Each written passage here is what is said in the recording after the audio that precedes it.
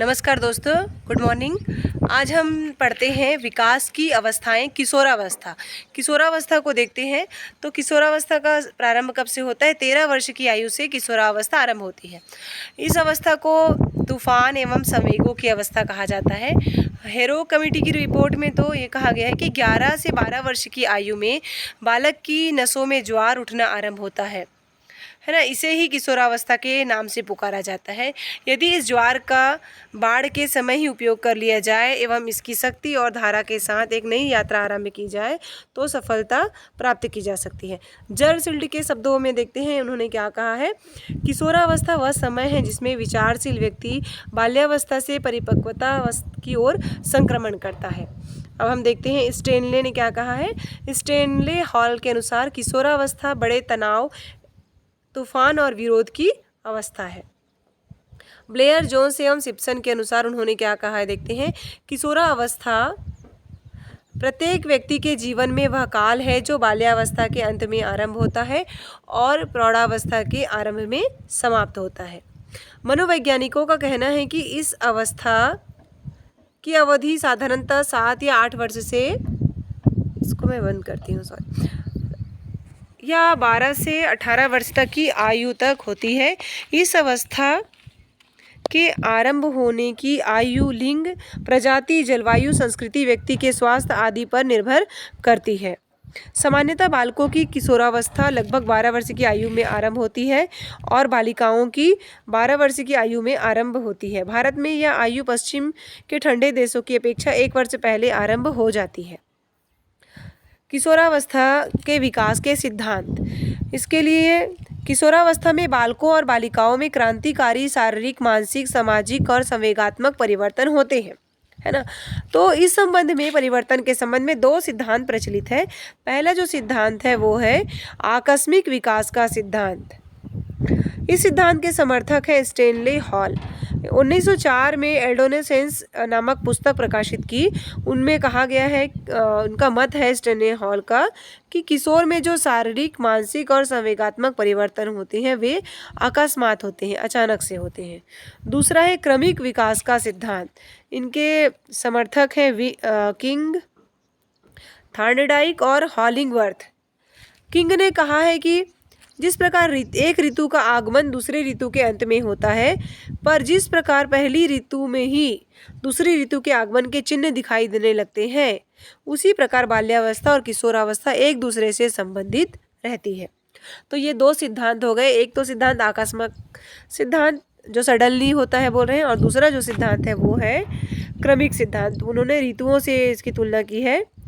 और आकस्मिक सिद्धांत स्टेनले हॉल का है। उन्होंने कहा कि अकस्मात परिवर्तन होते हैं। किशोरावस्था की विशेषताओं को लेने से पहले हम इनकी परिभाषा पढ़ते हैं। विंग एवं हंट के शब्दों में इन्होंने क्या कहा है। किशोरावस्था की विशेषताओं को सर्वोत्तम रूप से व्यक्त करने वाला एक शब्द है परिवर्तन। परिवर्तन चाहे शारीरिक, सामाजिक और मनोवैज्ञानिक होता है ना। सभी प्रकार के जो परिवर्तन है वो, सबसे पहले हम विशेषता में हम शारीरिक परिवर्तन देखते हैं कि किशोरावस्था में शारीरिक परिवर्तन तीव्र गति से होता है।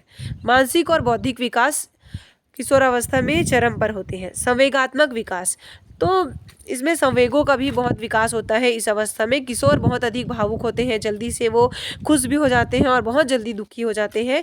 उनके आत्मसम्मान और आत्मचेष्टा की भावना को इसकी भावना भी बहुत प्रबलता होती है। अगर किशोर के आत्मसम्मान को ठेस पहुंचाते हैं तो उनको बहुत अधिक चोट लगती है। वो बहुत ज़्यादा संवेगात्मक रूप से विकसित होते हैं इस अवस्था में, और वह किसी भी कार्य में बहुत जल्दबाजी करते हैं। उनमें बहुत उत्साह रहता है कार्यों के प्रति।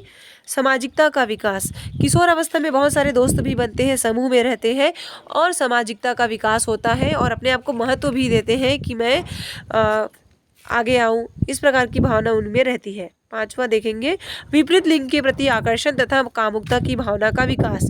इस अवस्था में विपरीत लिंग के प्रति बहुत अधिक आकर्षण रहता ही है। किसी भी कार्य के प्रति अत्यधिक ऊर्जा से परिपूर्ण होते हैं। तो ये जो अवस्था है वो ऊर्जा से पूर्ण अवस्था है ही किशोरावस्था। अगर उनकी ऊर्जा को सही दिशा देते हैं तो वो बहुत अधिक अच्छा बन जाते हैं। और किशोरी अवस्था एक ऐसा अवस्था है जिसमें व्यक्ति का निर्माण होता है और इसमें विनाश भी होता है, बिगड़ते भी है। स्वतंत्रता पूर्वक जीने की लालसा रखते हैं। वो अपने आप को स्वतंत्र फील कराते हैं और स्वतंत्रता पूर्वक अपना निर्णय लेना चाहते हैं। 8वां देखते हैं, चिंताओं से घिरे रहते हैं। सॉरी। चिंताओं से घिरे रहते हैं, उनको भविष्य की चिंता रहती है और समाज में अपना स्थान बनाने की भी उनको चिंता रहती है कि मुझे समाज में अपना स्थान बनाना है। आगे देख, विद्रोह की भावना उनमें पनपने लगती है तथा आदर्श पुरुष का चयन कर उनका अनुकरण करने लगते हैं। दिवा स्वप्न में रहते हैं और सपनों को पूरा करने के लिए वो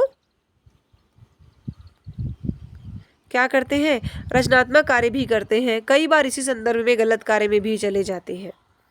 कोलेसोनिक के कथन को पढ़ते हैं, किशोरों के बारे में उनका क्या कथन है।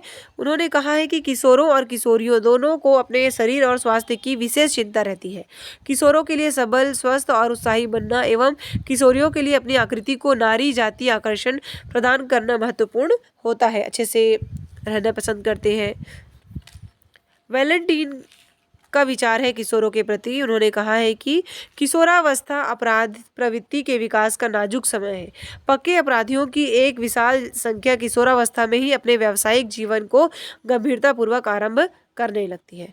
तो इस प्रकार किशोरावस्था को समाप्त करते हैं। Thank you so much for watching this video.